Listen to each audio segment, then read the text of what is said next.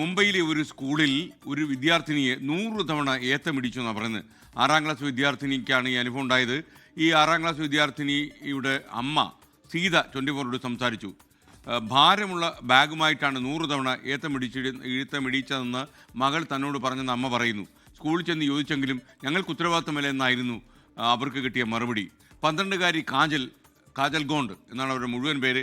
കഴിഞ്ഞ ദിവസമാണ് ഈ 12കാരി മരിച്ചത്. ഈ പെൺകുട്ടി വിദ്യാർത്ഥിനി മരിച്ചത്, ഈ ഏത്തമിട്ട കുട്ടി. ഈ മാതാവിൻ്റെ പ്രതികരണം നമുക്ക് ആദ്യം ഒന്ന് കാണാം.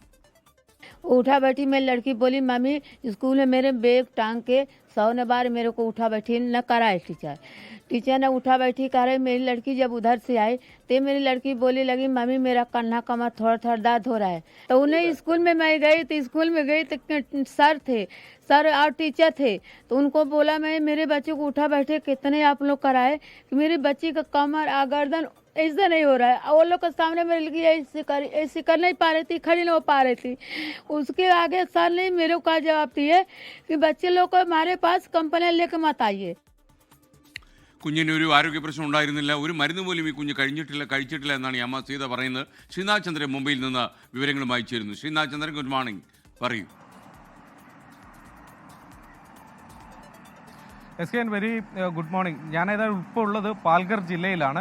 പാൽഘറിലാണ് കഴിഞ്ഞ ഒരു മാസത്തിന് മുമ്പ് ചിക്കൻ കറി ചോദിച്ചതിന് അമ്മ സ്വന്തം കുഞ്ഞിനെ ചപ്പാത്തിക്കോല കൊണ്ട് അടിച്ച് കൊന്ന സംഭവം ഉണ്ടായത്. അതേ ജില്ലയിൽ നിന്ന് തന്നെയാണ് മറ്റൊരു ദാരുണമായൊരു സംഭവം പിന്നാലെ തന്നെ ഉണ്ടാകുന്നത്. ഇത്തവണ ഒരു സ്കൂളിൽ നിന്നാണ് ഒരു ദുരനുഭവം കുട്ടിക്കുണ്ടാവുകയും അതിന് പിന്നാലെ ആരോഗ്യനില മോശമാവുകയും കുട്ടിയുടെ മരണം ഉണ്ടാവുകയും ചെയ്തത്. ഈ കുട്ടിയുടെ വീട്ടിലേക്ക് നമ്മളിപ്പോൾ പോയി ആ കുട്ടിയുടെ അമ്മയോടാണ് സംസാരിച്ചത്. അമ്മ പറയുന്നത് കുട്ടിക്ക് ഏതെങ്കിലും തരത്തിൽ ആരോഗ്യ പ്രശ്നമൊന്നും ഉണ്ടായിരുന്നില്ല. സ്കൂളിലേക്ക് അന്ന് തിരക്ക് പിടിച്ച് ഓടിപ്പോയതാണ്. നല്ല ഭാരമുള്ള ബാഗ് കുട്ടിയുടെ കൈവശം ഉണ്ടായിരുന്നു. പിന്നാലെ അവിടെ വൈകി എത്തി എന്നതിൻ്റെ പേരിൽ കുട്ടിയെ 100 തവണ ഏത്തമിടിച്ചു. അത് കുട്ടി തന്നെ തന്നോട് വന്ന് പറഞ്ഞതാണ്. പിന്നാലെ വൈകിട്ട് കുട്ടിക്ക് ആരോഗ്യ പ്രശ്നങ്ങളുണ്ടായി, നല്ല നടുവേദന മറ്റുമുണ്ടായി. പിന്നാലെ പനിയടക്കമുള്ള ആരോഗ്യനില കൂടുതൽ മോശമാവുന്ന നിലയിലേക്ക് പോയി. സ്കൂളിൽ താൻ നേരിട്ട് ചെന്ന് അധ്യാപകരോട് ചോദിച്ചു എന്തിനാണ് ഇങ്ങനെ ചെയ്തത്, ആരാണ് ചെയ്തത്, എത്ര തവണ നിങ്ങൾ ഈ ഏത്തമിടിച്ചു എന്ന കാര്യങ്ങളോടൊക്കെ.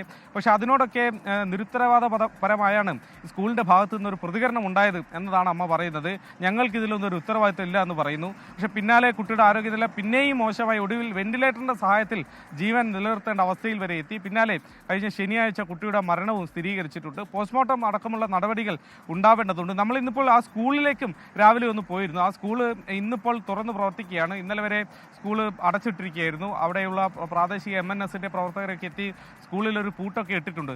യഥാർത്ഥത്തിൽ അവിടെ കൂടുതൽ നിയമവിരുദ്ധമായ പ്രവർത്തനങ്ങൾ നമ്മൾ കണ്ടു. ക്രമവിരുദ്ധമായാണ് സ്കൂൾ പ്രവർത്തിക്കുന്നത് നമുക്ക് നേരിട്ട് മനസ്സിലാക്കാൻ വേണ്ടി സാധിച്ചു. കാരണം 8ാം തരം വരെയാണ് സ്കൂളിന് പ്രവർത്തിക്കാനുള്ള അനുമതി. പക്ഷേ അവിടെ 10ാം തരം വരെ ക്ലാസ് നടത്തുന്നുണ്ട്. ഈ കുട്ടിയുടെ സഹോദരനും 10ാം തരത്തിൽ അവിടെ പഠിക്കുന്നു. പക്ഷേ ആ കുട്ടി എങ്ങനെ പരീക്ഷ എഴുതും എന്ന കാര്യത്തിലൊന്നും തന്നെ ഒരു വ്യക്തതയുമില്ല. അങ്ങനെ ഒരു അനുമതി സ്കൂളിനില്ല. രണ്ടാമത്തേത് ഈ സ്കൂളിന് കെട്ടിട അനുമതി മുനിസിപ്പാലിറ്റി നൽകിയിട്ടില്ല. അങ്ങനെ ഒരു ബോർഡ് അതിന് പുറത്ത് മുനിസിപ്പാലിറ്റി സ്ഥാപിക്കുകയും ചെയ്തിട്ടുണ്ട് ഈ സ്കൂളിന് അനുമതിയില്ല എന്നത്. നമ്മൾ ആ ബോർഡ് കാണുകയും അതിൻ്റെ ദൃശ്യങ്ങൾ ചിത്രീകരിക്കുകയും ഒക്കെ ചെയ്തിട്ടുണ്ട്. അങ്ങനെ ക്രമവിരുദ്ധമായാണ് ആ സ്കൂൾ പ്രവർത്തിക്കുന്നത് എന്ന കാര്യം നമുക്ക് വ്യക്തമായിട്ടുണ്ട്. ഏതായാലും പോലീസ് ഇപ്പോൾ കേസെടുത്തിട്ടുണ്ട്. വിദ്യാഭ്യാസ വകുപ്പും ഇതിൽ നടപടിയെടുക്കുമെന്നത് അറിയുന്നു. പ്രധാന അധ്യാപകരുമായി സംസാരിച്ചു. അദ്ദേഹം നേരിട്ട് ഒരു പ്രതികരണത്തിന് ക്യാമറയിൽ തയ്യാറല്ല. അദ്ദേഹം പറയുന്നത് ആ അധ്യാപികയെ തൽക്കാലത്തേക്ക് മാറ്റി നിർത്തിയിട്ടുണ്ട് എന്നതാണ്. വിദ്യാഭ്യാസ വകുപ്പ് കുട്ടികളെ ഈ തരത്തിൽ ക്രൂരമായ ശിക്ഷാ നടപടികൾക്ക് വിധേയമാക്കുന്നത് ശരിയല്ല, അത് നിയമവിരുദ്ധമാണ് എന്ന നിലപാട് പറയുന്നുണ്ട്. എന്തെങ്കിലും ഒരു നടപടി സ്കൂളിനെതിരെ ഇതുവരെ സ്വീകരിച്ചിട്ടില്ല. ഓക്കെ, ശ്രീനാഥ് ചന്ദ്രനാണ് സംസാരിച്ചത്. ലോകത്തെവിടെയായാലും ഏത് സമയത്തും 24 വാർത്തകളും ഓഗ്മെന്റഡ് റിയാലിറ്റി പാക്കേജുകളും എക്സ്പ്ലെയിനറുകളും വിശദമായി കാണാൻ ഞങ്ങളുടെ യൂട്യൂബ് ചാനൽ നിങ്ങൾക്ക് സബ്സ്ക്രൈബ് ചെയ്യാം.